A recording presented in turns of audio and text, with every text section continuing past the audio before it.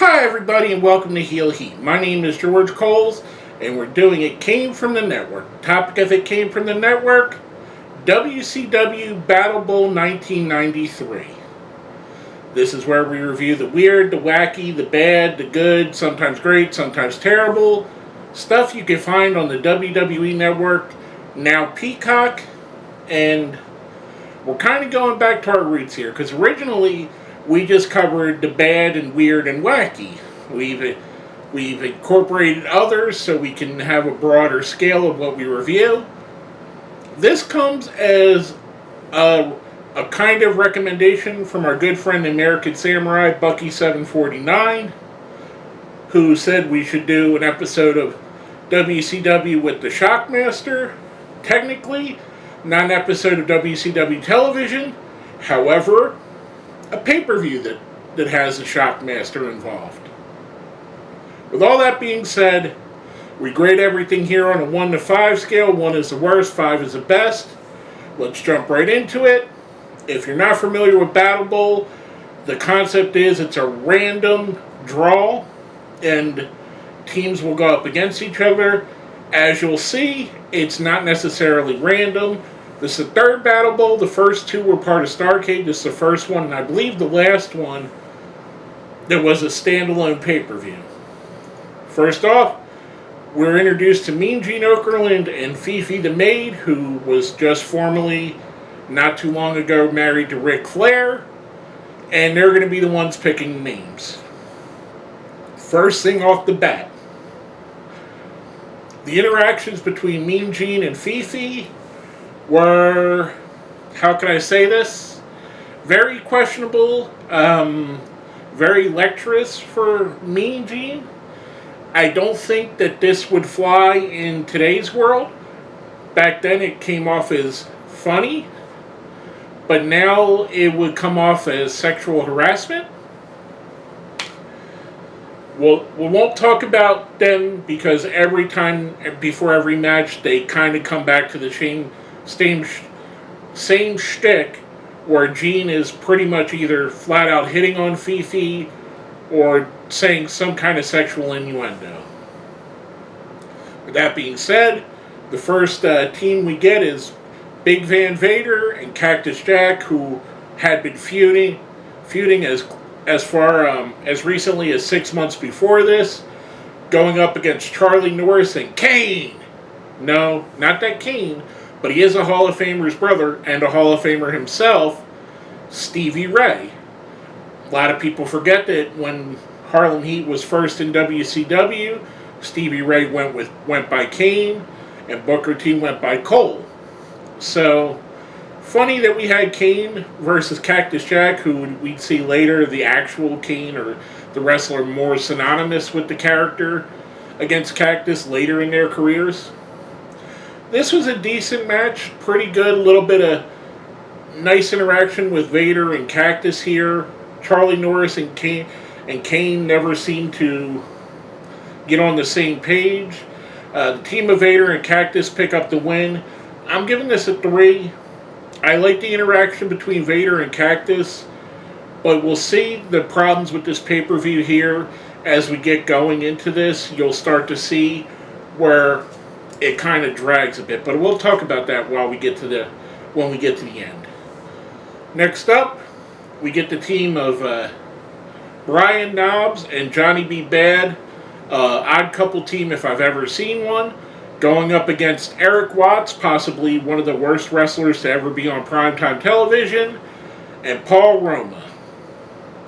This wasn't a good match. I didn't like this match at all. There wasn't any drama here.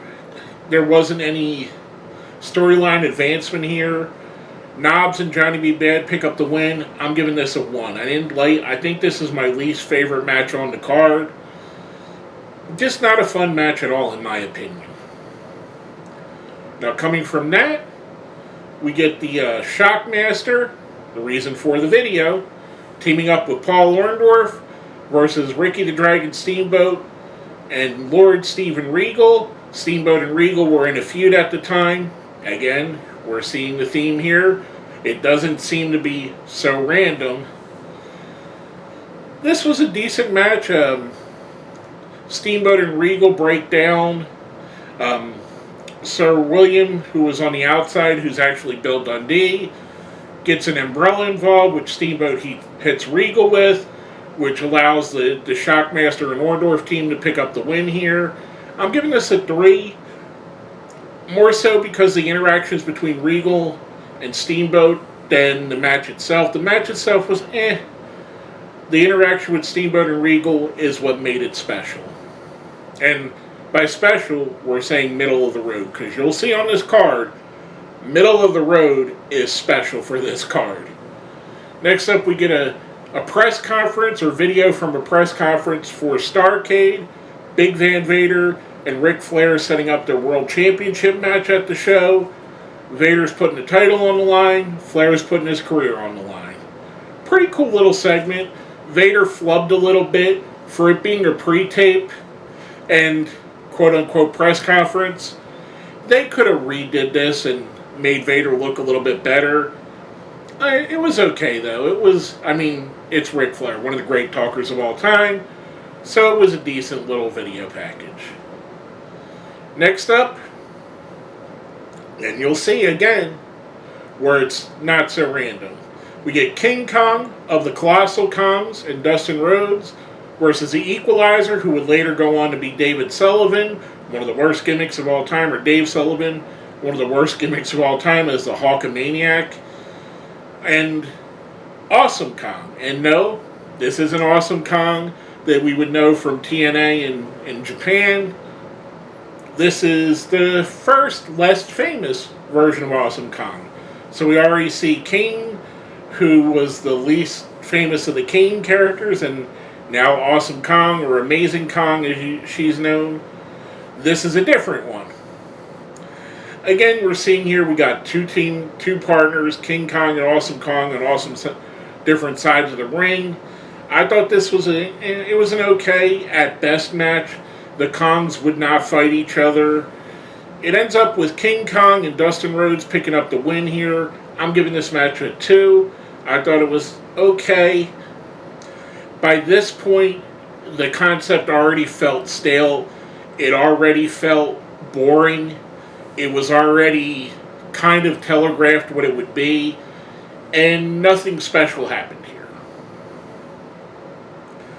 Next, the match, and of course, King Kong and Dustin Rhodes pick up the win.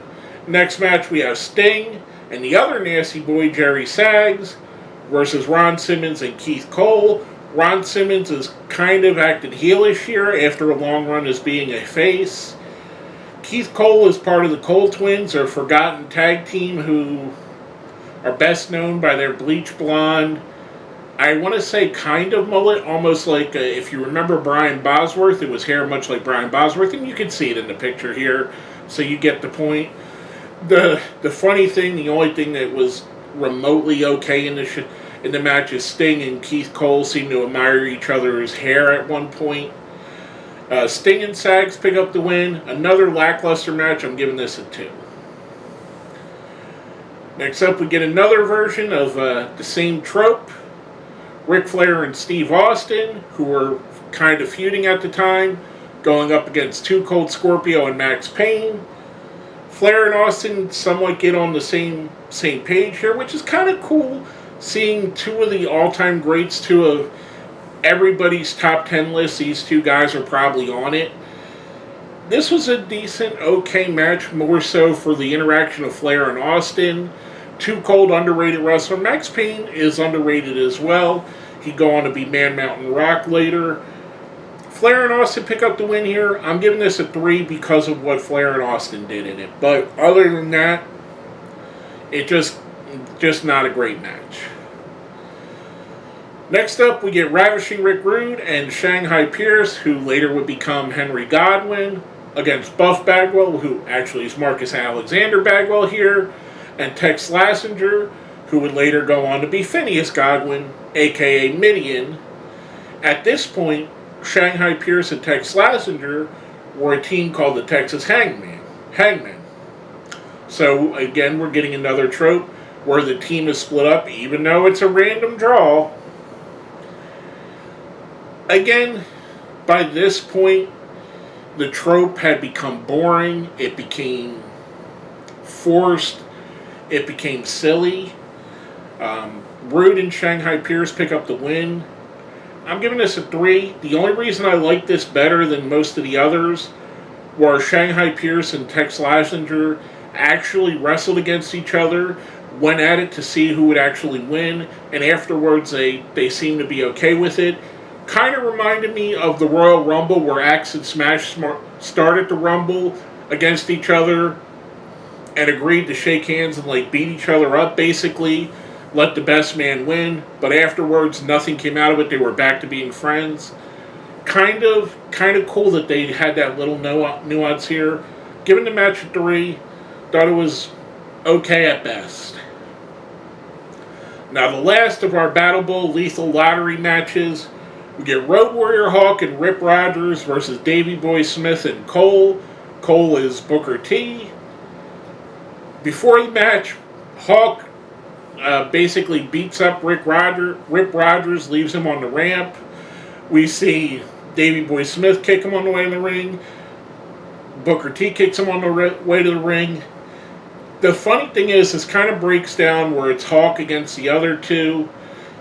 And at one point, Davey Boy Smith is cheering for Hawk against Cole, which Cole is his partner, which even if you're friends with Hawk, you would want to win, especially since you could go into the Battle Bowl Battle Royal and potentially win the ring.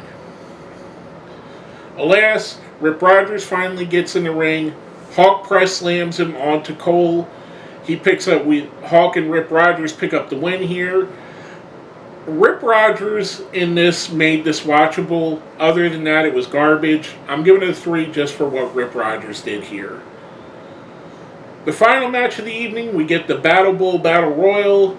We have 16 men, Vader and Cactus Jack, Brian Knobbs, Johnny B. Bad, the Shockmaster, Paul Orndorff, King Kong, Dustin Rhodes, Sting, Jerry Sags, Ric Flair, Steve Austin, Rick Rude, Shanghai Pierce, Road Warrior Hawk, and Rip Rogers. This was a decent Battle Royal. It moved a little bit slow, in my opinion, actually, and they had a weird stipulation where if they landed on the ramp, they weren't out of the ring. It would come into effect towards the end of the match when Austin lands on the ramp but rolls off, so they consider that an elimination. We end up with Vader and Sting basically being the last two guys. Vader picks up the win here, which makes sense. He's the world champion.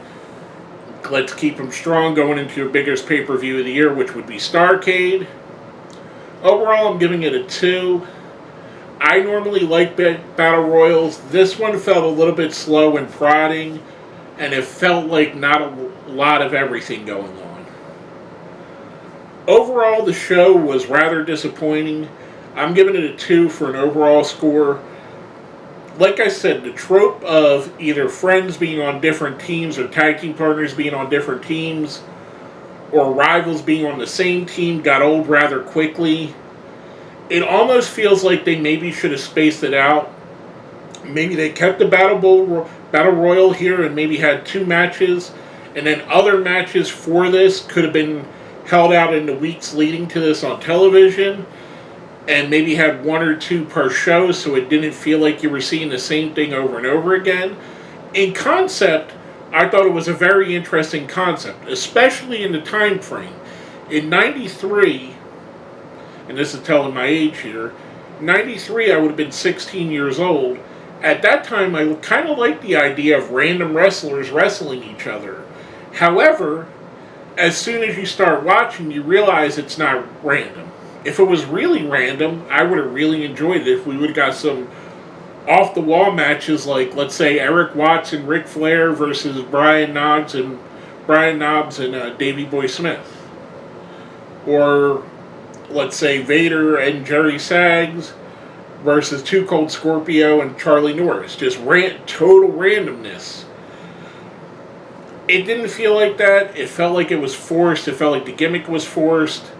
The interaction with Mean Gene and Fifi was uncomfortable at times, especially now after everything that's come out about sexual harassment. It really didn't feel comfortable watching that, and I don't think the Mean Gene meant any ill will, and I know it was two characters playing characters. It just, watching it now with 2022 eyes at the time of the recording, it doesn't feel right. Overall, again, I'm giving it a 2. I don't have any redeeming thing to tell you to watch on here. This is a totally skippable show from the network. I suffered through it. Basically, the reason I picked it is because not do we only have one Shockmaster match, but we also have them in the Battle Royal. So that was the reason why I picked this show.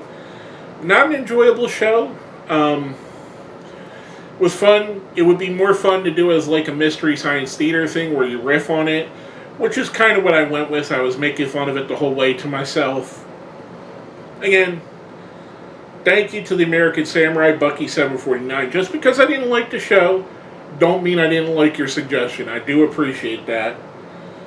Again, shout out to you, my friend. And if you made it all the way to the end here, let's hit the like button, share button, subscribe if you haven't, ding the bell so you get notifications. And if you made it to the end, let's put a Shockmaster in the comments, since that's the reason why we picked this. With that being said, my name is George Coles, and this has been another episode of It Came From the Network.